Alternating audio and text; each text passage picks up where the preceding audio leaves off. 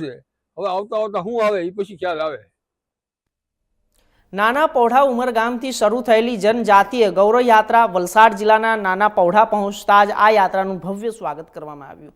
નાના પૌઢામાં કપરાડાના ધારાસભ્ય જીતુ ચૌધરીની આગેવાનીમાં આ યાત્રાનું ભવ્ય સ્વાગત કરવામાં આવ્યું હતું। આ પ્રસંગે યોજાયેલી સભામાં રાજ્યના કેબિનેટ મંત્રી શ્રી કનુભાઈ દેસાઈ, રાજ્યના આદિ જનજાતિ અને વિકાસના મંત્રી નરેશભાઈ પટેલ, વલસાડ ડાંગના સાંસદ ધવલ પટેલ સહિત અન્ય ધારાસભ્યો અને જિલ્લાના આદિવાસી અગ્રણીઓ પણ ઉપસ્થિત રહ્યા હતા।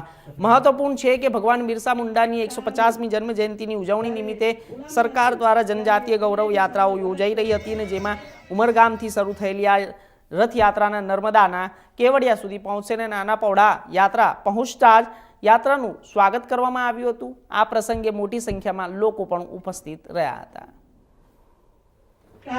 ગુજરાતભરમાં અમારી આદિવાસી સમાજની ભગવાન બિરસા મુંડાજીનો 150મો જે જન્મજયંતિનું વર્ષ છે એના માટે ગૌરવ યાત્રા નીકળે છે। એક અંબાજીથી કેવડિયા અને બીજી આપણા ઉમરગામથી કેવડિયા નીકળવાની છે। એનું સમાપન 15મી તારીખે આપણા દેશના પ્રધાનમંત્રી નરેન્દ્ર મોદી સાહેબ કરવાના છે।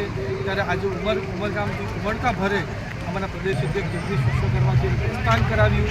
ઉમરગામથી વાપી, વાપીથી પાડીથી આપણા નાના પૌંઢા પહોંચી છે અને આદિવાસી સમાજ સ્વયંભૂ રીતે આપણા ભગવાન બિરસા મુંડાજીની જે એમની ચાહના છે, જેમનો આદર છે એમાં જોડાઈ રહી છે અને આગળ પણ અમારા ધરમપુરમાં આજે જવાના છે, ધરમપુરમાં પ્રસ્થાન થશે। આ જ રીતે અમે અમારી સરકાર આદિવાસી સમાજના માટે તો વાત કરીશું સિલવાસા ભારતના